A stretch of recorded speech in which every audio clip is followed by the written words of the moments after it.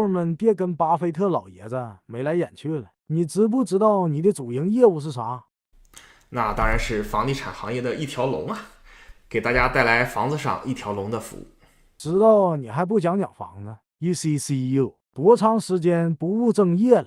最近房子都抢疯了，你知道不？最近房地产市场确实迎来了一波很明显的反转，这个反转是死猫跳还是死狗 all in 呢？今天 Norman 就来跟大家聊聊这个问题。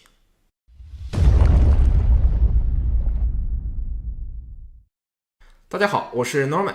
最近房地产市场好像出现了和2022年末完全不一样的景象呢。华人熟悉的区域，比如 York Region， 独立屋、半独立屋、镇屋，几乎没有一个靠谱的房子不需要抢 offer， 加个几十万才能买到房子都是常有的事。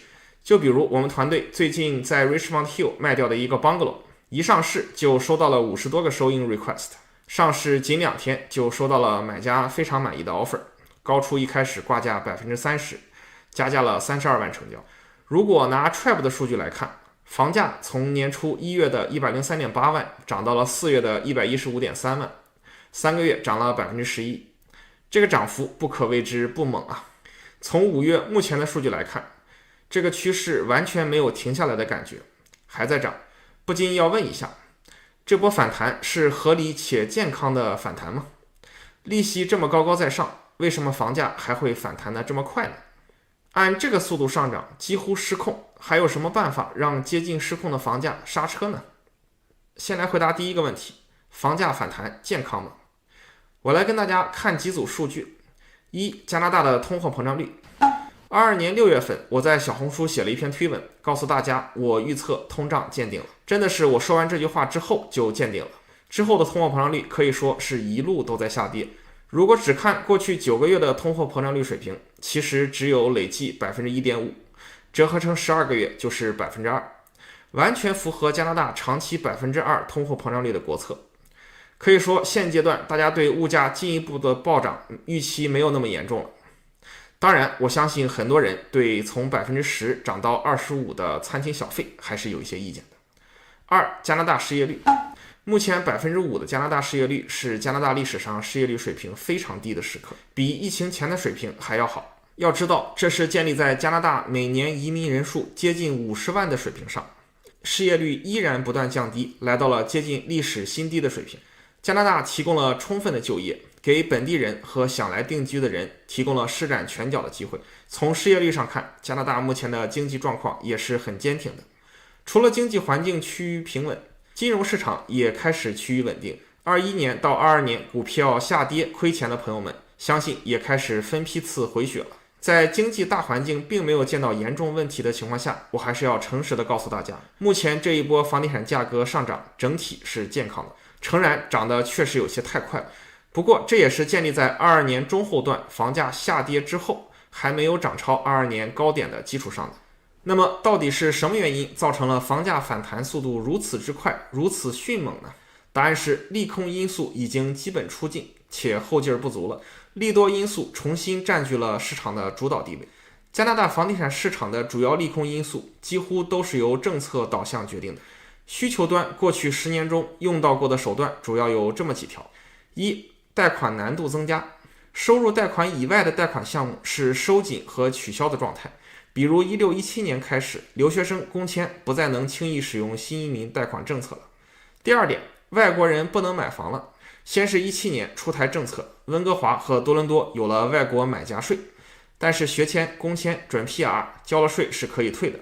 22年，多伦多把外国买家税率提高到了 25%，23到24年直接加拿大层面全面禁止外国人买房，不过后来又开始允许有工签的人买房了。第三点，利息水涨船高，减少了大家的可负担性，也让很多人贷不到足够的钱买房，或者贷款并不是特别还得起。这几个政策仔细看看都是抑制需求端的，完全不增加供给，最后实现的效果就是每次对房价的利空影响都是短暂的。17年开始施行的外国买家税效果最明显，影响了房市2到3年，也是把还没拿到绿卡的人买房的需求延迟了2到3年。当然，这批人后来该买还是买了的。22年的利息暴涨对房价的影响预计会持续1到2年。在现阶段利息还没开始下跌，甚至还有一定概率继续上涨的前提下，房价已经开始从底部反弹了。最搞笑的是外国人不能买房的政策，23年实行的第一个月确实比22年底12月房价跌了1个月，之后就开始启动了。这个政策有效期1个月，对市场的影响效果和时长堪称历史之最了。利多因素最重要的其实就一个，房屋修建的数量始终跟不上以移民为主的人口上涨，多伦多房屋人均拥有量是越盖越少的。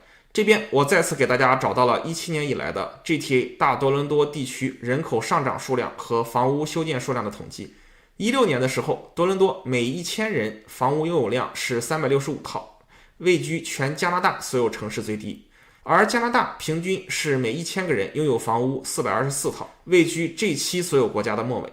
在加拿大全国和安省范围都在喊着口号，我们要建几百万套房子的前提下，22年 GTA 人口增长 15.1 万，只建成了29000套房子。这意味着22年新建的房屋数量是每1000人192套，远低于16年365套的多伦多平均水平。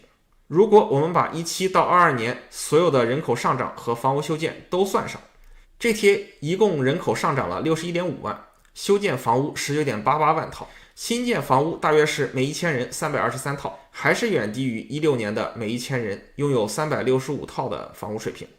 这么多年大力倡导多建房子，结果越建房 GTA 的人均住房拥有量越少。最朴素的经济学原理告诉我们，物以稀为贵。如果一个东西越来越稀有，那么它的价格也必然会上涨。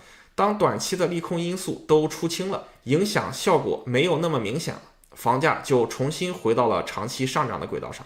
另外一件可怕的事是，如果利息重新进入了下跌通道，那么利息这个变化会反手变成一个利多的因素，很可能会和供给不足一起让多伦多的房价进一步失控。第三个问题，多伦多的房价如果快失控了，那什么能让房价刹车呢？解铃还须系铃人，唯一能解决房屋供给不足问题的方法就是提供更多的新的房屋供给。不过这件事说起来容易，做起来难死了。多伦多乃至于整个加拿大不可能持续在现在的状态下长期运行，也就是每年吸引50万人，结果只建够25万人住的房子，这样一定会在未来的某个时间点造成巨大的生存危机，并且严重影响加拿大对移民的吸引力和整体的经济活力。加拿大21年喊出4年修建修缮140万套房的口号，和每年35万套。实际21到22年2年加一块，整个加拿大都没有修到35万套房。安省22年也喊出口号，希望未来10年修建150万套房，每年15万套。结果22年修了6万套，不到50%。事实证明，真的老老实实的修房子，提供房屋供给是见效慢且费力不讨好的。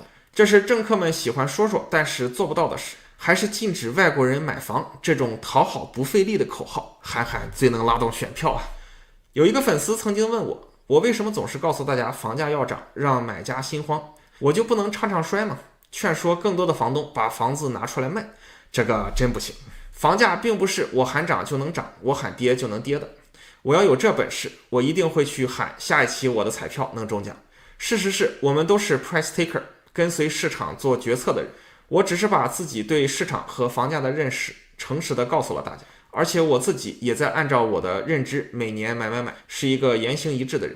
我给所有客户推荐的物业和项目都是我自己内心真诚的愿意出钱买的项目。还有一些人，包括很多华人都觉得华人应该对高房价负责，华人把炒房文化带到了加拿大，这其实更加是无稽之谈。房价是被市场供给不足抬起来的，有这种买房者有罪论，甚至华人有罪论的荒谬观点，显然是被种族主义者洗脑的结果。